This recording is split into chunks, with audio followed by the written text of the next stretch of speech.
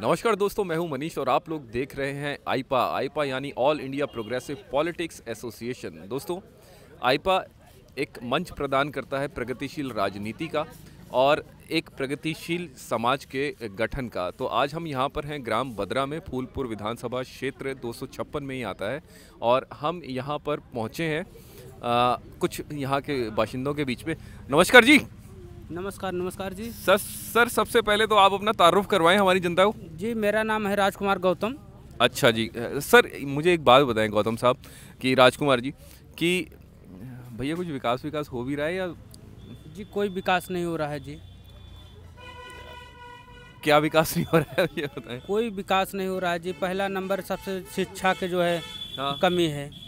शिक्षा स्कूल बंद है, कोरोना दौरान है। वो तो कोरोना की वजह से हुआ होगा। अगर तो कोरोना तो किसी भी सरकार में आता तो वो तब भी यही हाल होना था। जी ऐसी सरकार है ये जो बीजेपी की सरकार है, इन्होंने झूठे मजलूम बात करती है। ये पहला कोरोना कहीं नहीं है। पहला नंबर ये बताइए, मेला लगा हुआ है, इतना बड़ा मेला लगा हुआ है, इसमें कोरोना नहीं है। स्कूल में कोरोना है, बच्चे जहाँ पढ़ते हैं वहाँ कोरोना है। इतना गंगा जी नहा रहे, इसमें कोरोना नहीं है। ये क्या सही बात है? अच्छा हाँ, मेला तो लगा हुआ है, मेला लगा हुआ है तो कह रहे हैं कि वहाँ पर कोरोना नहीं है और यहाँ पर अगर 4 लोग खड़े हो जाए तो वहाँ कोरोना है। बच्चे स्कूल जाते हैं तो कोरोना है और बाकी कुछ और चीज़ें, इलेक्शन की रैलियाँ होती हैं तो वहाँ कोरोना नहीं है। तो कंफ्यूजन की स्थिति है। जी है ना। अब मैंने आपकी बात का जवाब दे दिया। अब आप मुझे एक बात बताएं, इस यहाँ के जो ग्राम बद्रा है वहाँ की जो लोकल समस्याएं हैं, उन लोकल समस्याओं से निजात कैसे पाई जाए? वो असल में है क्या लोकल समस्याएं, आप बता सकते हैं? नहीं अच्छा उनसे ही। हाँ जी सर, यहाँ पे हाँ पूछ आ रहा हूँ। दिन हो गया यहाँ मुख्यमंत्री बने, प्रधानमंत्री बने, यहाँ कोई विकास का नाम ही नहीं हुआ है। यहाँ जो है कोई विकास ही नहीं हुआ है आज तक। जो है मैं वादा करता हूँ कि यहाँ क्षेत्र में अगर घूम लेगा अगर ग्राम सभा में तो यहाँ कोई विकास नहीं हुआ है। यहाँ न पढ़ाई होती, प्राइमरी भी एकदम बंद है। यहाँ तो मास्टर ही आते ही नहीं है। पहला नंबर। कोई ऐसा तो नहीं कि टीचर कोई स्वेटर बुन के चली जाती हो? नहीं, ऐसा कोई नहीं है। अच्छा, आते ही नहीं है? आती नहीं। अच्छा जी। और यहाँ जान लीजिए बच्चे दिन भर खेलते रहते हैं। अब ट्यूशन कितना पढ़ाया जाए, कितनों किसको किया जाए। स्कूल जब तक नहीं जाएंगे, अब स्कूल बंद चल रहा है तो बताएं क्या करेंगे। इसलिए यहाँ कोई विकास नहीं हो रहा है। अच्छा, बच्चे अगर स्कूल नहीं जाएंगे तो आगे कोई रोज़गार भी नहीं मिलेगा, मतलब नौकरियां अच्छी तरीके से नहीं कर पाएंगे और अगर नौकरियां नहीं कर पाएंगे तो आय भी अच्छी नहीं हो पाएगी। तो फिर मतलब सामाजिक स्तर जो है वो नीचे का नीचा, आपके कहने का मुताबिक जो है वो नीचे का नीचे ही रहेगा, उत्थान उसका हो नहीं पाएगा। तो इस समस्या का जो समाधान है, मैं आऊँ आपके पास, आगे आ जा वीरे। तो इस समस्या का जो राजकुमार गौतम साहब ने कहा, इस समस्या का समाधान आपको लगता है कि कौन सी पार्टी इस समस्या का समाधान कर सकती है या नहीं कर सकती है? बहुजन समाज पार्टी, माननीय बहन जी की जो सरकार थी 2007 से 12 तक, उसमें आप उठा के देख लीजिए, उन्होंने सबसे ज़्यादा शिक्षा के क्षेत्र में काम किया।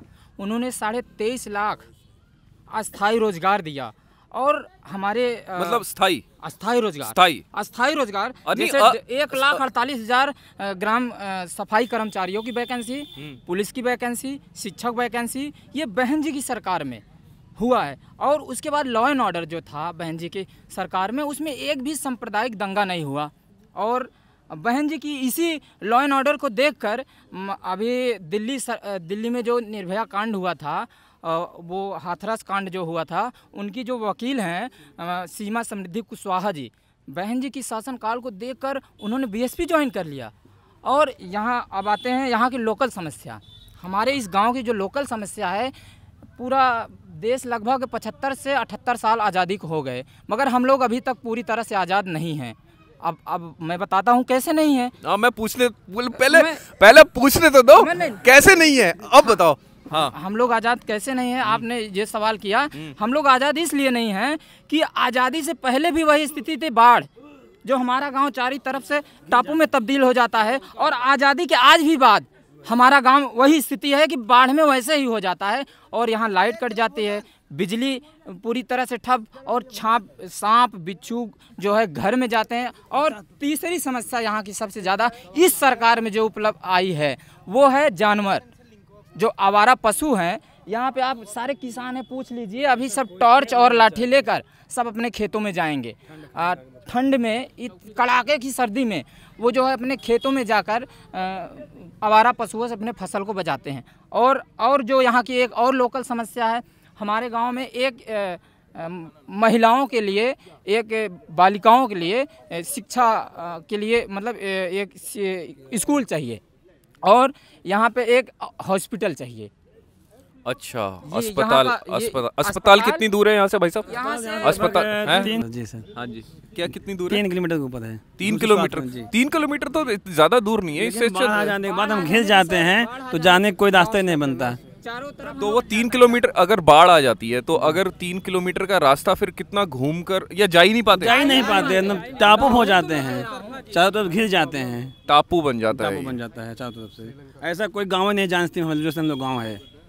तो किसी भी 2017 से पहले या 2017 के बाद जो सरकारें आई वो उन्होंने यहाँ का दौरा किया भाई साहब?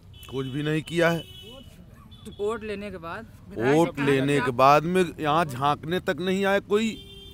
हमारे यहाँ के प्रवीण विधायक हैं, आज तक यहाँ झांकने नहीं आए हैं। तो जिताया तो आपने ही ना उनको? यही नहीं, ये इलाके में चौफेर से। नहीं तो जिताया तो पिछली बार जिताया ना, उससे पहले आलम साहब थे, होता है कि वो दिखाई न दे यहाँ पे।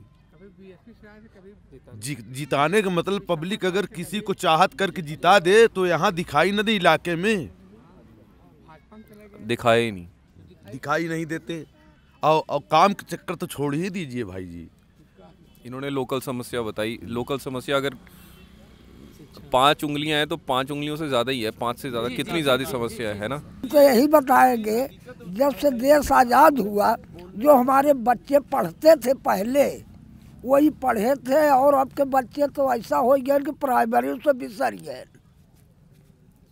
जो कि स्कूले मेला इतना बड़ा लगा है साहब कि आम जनता देश विदेश के लोग यहाँ आते हैं, स्नान करते हैं, और हमारे बच्चे पता ही नहीं स्कूल में कोई छात्र नहीं दिखा रहा है न कोई मास्टर।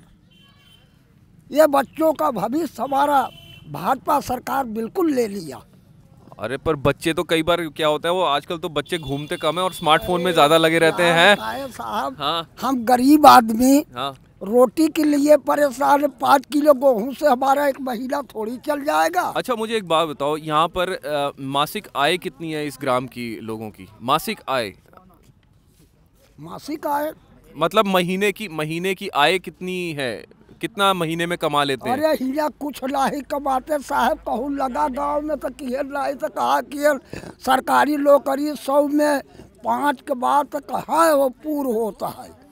तो वो अच्छा ठीक है, नहीं पूरा होता। तो जो आपकी जो गैस सिलेंडर है जैसे 900-950 रुपये का, ठीक है, और वो जो 1000 रुपये आपके महीने के महीने पेंशन आती होगी, ठीक है, तो वो गैस सिलेंडर देने के आपके पास 900 रुपये होते हैं महीने? कौन पेंशन के पावत बा साहेब, हमारा है 70-74 साल हो गए, अभी हमारा पेंशन ही नहीं लगा। राशन कार्ड पेंशन ही नहीं लगी नहीं पेंशन? पेंशन ही नहीं अब तक लगी रही। अब कहा लग जाई ऐसे आशा करत अब 10,000 आबादी है और कितनों के लोगों के यहाँ पर राशन कार्ड बने हुए हैं? 2 राशन कार्ड मतलब है हमारे गांव में, 2 कोटेदार हैं, एक यहाँ पर 300, यहाँ पर 450। टोटल कितना हो गया? 4 3 7 750। बाकी मतलब इतना मतलब बना है, इतने लोग का बना हुआ है। तो फिर उनको राशन कैसे मिलता होगा सरकारी? जो लोग को बना हुआ है उनको मिलता है, जो जिसका नहीं बना है उसको नहीं मिलता है।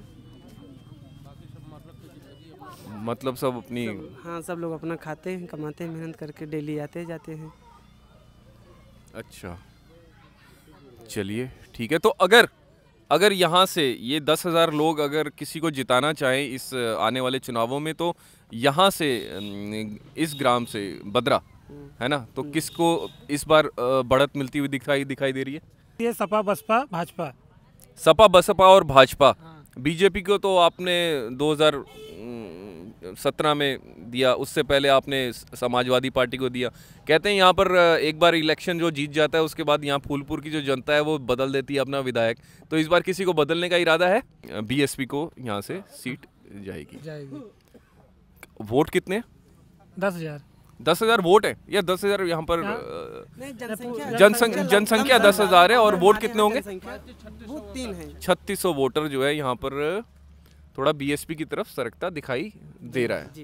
सरकता दिखाई दे रहा है या पक्का वोटर है? सब बीएसपी के सपोर्ट, बस ठीक है। बीएसपी को फुल सपोर्ट है। हम यहाँ फूलपुर से अपने चुनावी सफ़र आगे भी जारी रखेंगे। और आप लोग देख रहे हैं आईपा मतलब all India progressive politics association, जिसका मकसद है एक प्रगतिशील राजनीति की तरफ भारत को लेके जाना और एक ऐसा समाज तैयार करना जो प्रगतिशील हो। आप देखते रहिए आईपा।